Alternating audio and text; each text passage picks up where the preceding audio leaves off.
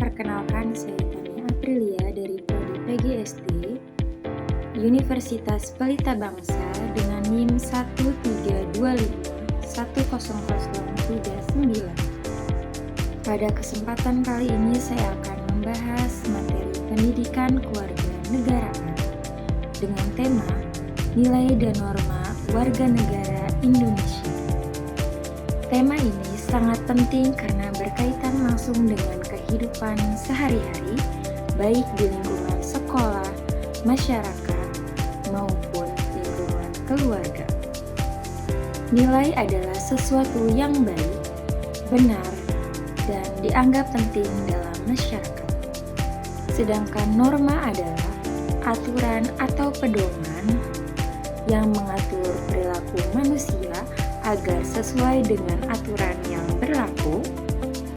Nilai dan norma ini menjadi dasar dalam kehidupan berbangsa dan bernegara karena berkaitan erat dengan Pancasila serta Undang-Undang Dasar 1945. Contohnya seperti bersikap sopan, menghormati orang lain, serta tidak melakukan kekerasan terhadap sesama. Dalam kehidupan sehari-hari, penerapan nilai dan norma juga dapat dilihat dalam bagaimana kita memperlakukan anak, terutama di lingkungan pendidikan atau penitipan anak seperti daycare. Misalnya, pengasuh memperlakukan anak dengan sepenuh hati, tidak melakukan kekerasan, menjaga keselamatan anak, serta memenuhi kebutuhan dasar mereka seperti makan, istirahat, dan perhatian emosional. Selain itu, lembaga daycare juga harus memiliki aturan yang jelas, pengawasan yang ketat, serta tenaga pengasuh yang profesional dan beretika.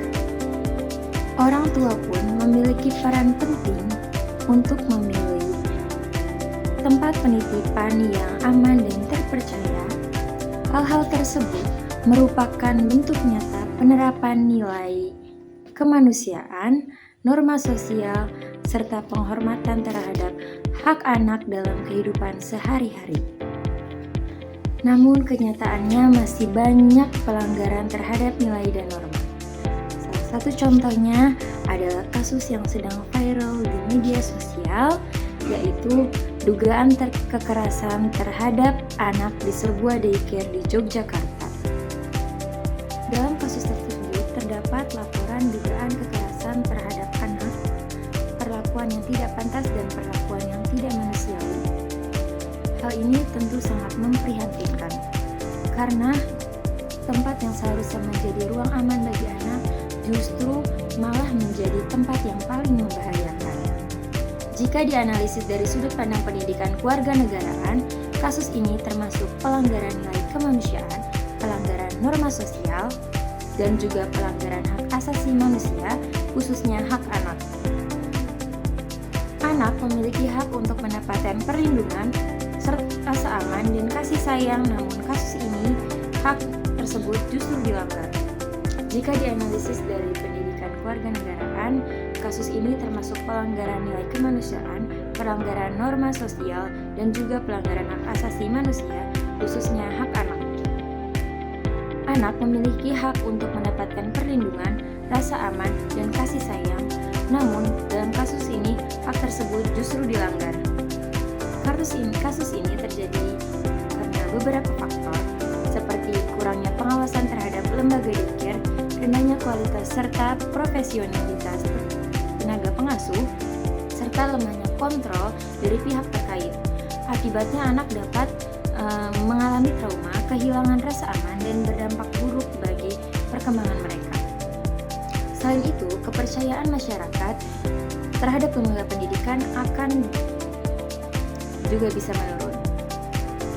Kritik dari kasus ini adalah masih kurangnya penerapan nilai sosial dalam praktik pendidikan anak usia dini.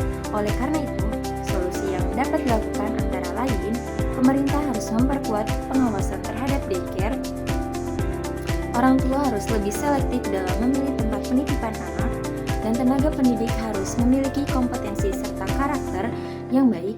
Hal ini penting karena anak merupakan generasi penerus bangsa yang harus dilindungi. Selanjutnya, saya ingin mengajak teman-teman untuk berpikir lebih kritis.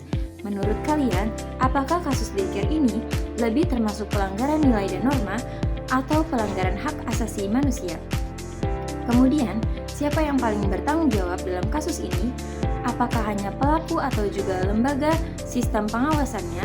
Dan bagaimana cara terbaik agar kasus seperti ini tidak terulang kembali di masa depan? Jika dikaitkan dalam pendidikan sekolah dasar, kasus daycare ini menunjukkan bahwa penanaman nilai tidak cukup hanya diajarkan kepada anak, tetapi juga harus diterapkan oleh orang dewasa di lingkungan pendidikan. Di sekolah dasar, guru memiliki peran penting sebagai teladan dalam memperlakukan siswa dengan penuh empati, kesabaran, dan tanpa kekerasan. Selain itu, sekolah juga perlu menciptakan lingkungan yang aman dan nyaman bagi anak-anak, serta mengajarkan kepada siswa tentang hak-hak mereka, seperti hak untuk dilindungi dan diperlakukan dengan baik. Dengan begitu, anak tidak dilindungi dan diperlakukan dengan baik secara teori saja, tetapi juga merasakan langsung penerapannya dalam kehidupan sehari-hari. Hal ini penting agar kasus kekerasan seperti yang terjadi di daycare tidak terulang kembali, karena semua pihak sudah memiliki kesadaran akan pentingnya nilai kemanusiaan dan perlindungan terhadap anak. Sebagai penutup, nilai dan norma bukan hanya sekedar teori, tetapi harus diterapkan dalam kehidupan sehari-hari. Kasus daycare ini menjadi pengingat bagi kita semua bahwa nilai kemanusiaan harus selalu dijunjung tinggi, terutama dalam